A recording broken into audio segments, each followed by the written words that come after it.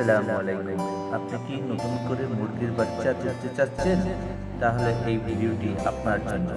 Layer তৈরির আগে যে গুরুত্বপূর্ণ প্রস্তুতিগুলো নিতে হবে তা আজ আমার স্যারের কাছ থেকে শুনবো। ভিডিওটি শেষ পর্যন্ত দেখুন। প্রথমে কাঠের গুঁড়া নির্দিষ্ট মাত্রায় রোদে শুকাতে হবে। এমনভাবে রোদে শুকাতে হবে যেন বেশি হয়ে কাঠের গুঁড়া বেশি শুকিয়ে না যায়, আবার যেন ভিজে ভিজে ভাব নাও থাকে। সেক্ষেত্রে কাঠের গুঁড়া রোদে শুকানোর জন্য একটা হাত পরীক্ষা আছে। আমরা এখন হাত পরীক্ষাটা দেখাবো। তোমরা সবাই একটু খেয়াল দেবা। আমি এই এক মুঠ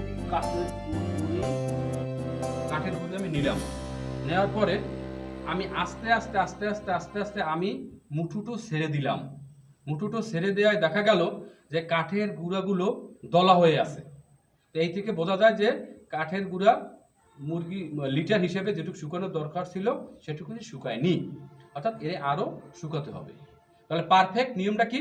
আমি হাত এইভাবে মুট করার পরে যখন আমি ছেড়ে দেব কাঠের গুঁড়োটা আস্তে ভেঙে ভেঙে ভেঙে ভেঙে এভাবে আমার হাতের সাথে মিলে যাবে, তাহলে এটা পারফেক্ট শুকানো।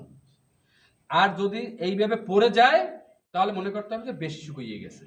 যদি কম শুকায় তাহলে রোদে দিতে হবে, যদি বেশি শুকায় তাহলে পানিতে স্প্রে করতে হবে, পানি দিয়ে স্প্রে করতে হবে। শুকানোর পরে কাঠের গুঁড়োর ভিতরে যে অপ্রয়োজনীয় অংশগুলো থাকবে সেগুলো আস্তে আস্তে আস্তে আস্তে তোমার তুলে ফেলতে হবে। অপ্রয়োজনীয় অংশগুলো তুলে ফেলতে হবে। তারপরে কাঠের গুঁড়ায় প্রতি 100 কেজি কাঠের গুঁড়ায় তোমার 1 কেজি চুন এবং 50 গ্রাম হারে পটাশ মিশাতে হবে। তাহলে সম্পূর্ণ লিটার তোমার তৈরি হয়ে যাবে, হাঁস মুরগির পায়ের নিচে বিছানোর উপযোগী হবে।